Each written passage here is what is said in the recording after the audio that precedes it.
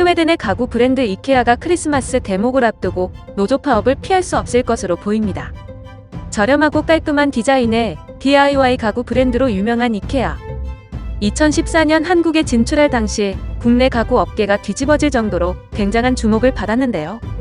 특히 외국계 기업 특유의 수평적 조직 문화가 젊은 구직자들의 눈길을 사로잡았습니다. 임금은 시급으로 받지만 법정 최저시급보다도 훨씬 높았고 고용의 형태는 정규직인 점도 매력적이었습니다. 나이와 경력을 보지 않는다는 점은 경력이 단절된 중년 구직자들에게도 큰 희망으로 다가왔습니다. 근무 중 커피를 마시며 잠시 쉬어가는 스웨덴의 문화와 피카타임을 제공한다는 것도 장점으로 꼽혔습니다. 하지만 막상 근무를 시작하니 실상은 달랐습니다. 근무 시간표는 15분 단위로 쪼개 짜여져 쉬는 시간은 하루 2번 주로 30분으로 그동안 배식, 식사, 퇴식, 화장실, 커피, 환복, 이동 등을 모두 해결해야 했습니다. 한 직원은 어느 매체와의 인터뷰에서 밥은 거의 마신다. 칼같이 30분 휴게 시간을 지켜야 한다. 일하는 9시간 중 법정 휴게 시간 1시간을 제외하면 단 1분도 앉아있을 수 없다고 전했습니다. 또 다른 직원은 위장약을 들고 다니지 않으면 바로 체기가 올라온다고 말했습니다. 노동자들은 이 같은 스케줄에 적응해갔지만 문제는 퇴사자의 증가였습니다. 이케아가 고정 휴무일까지 제대로 보장하지 않게 되면서 퇴사하는 사람이 늘어났고 그들이 담당하던 일은 고스란히 남은 자들에게 배분된 것인데요.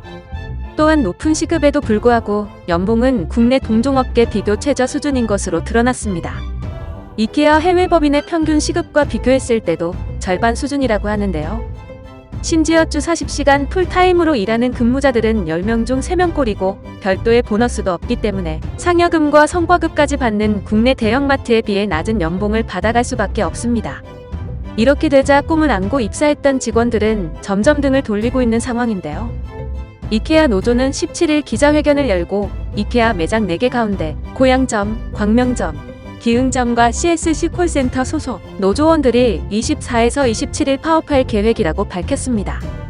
노조 측은 식대 비지원, 유급 휴게시간 거부, 초단시간 근무 체계, 병가제도 미도입, 복지 및 경조문화 비도입 등을 파업 이유로 제시했는데요.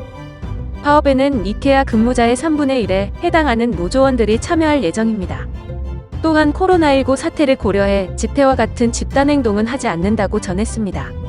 이케아 노조는 이케아 측의 식대 제공, 의무 휴업일 보장, 하루 최소 6시간 이상 근무, 근무일 4일 14시간 휴식 보장 등을 요구하고 있습니다.